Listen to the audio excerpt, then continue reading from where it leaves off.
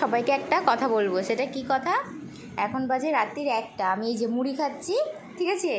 এই যে আমার সামনে বসে আছেন মুড়ি খাওয়ার 1 নম্বর ভদ্রলোক।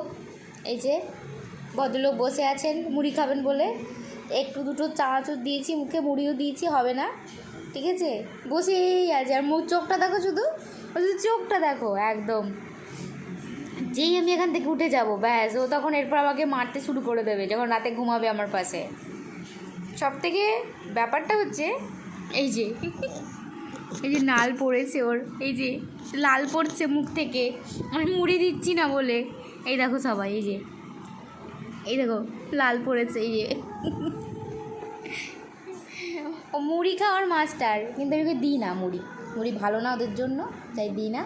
তবে হ্যাঁ, একটা দুটো মুখে দিই, কিন্তু এই যে আমি যতক্ষণ আমার খাওয়া শেষ না হবে এরমভাবে বসে থাকবে। মুড়ি খাবা? তুমি মুড়ি খাবা না চানাচুর খাবা?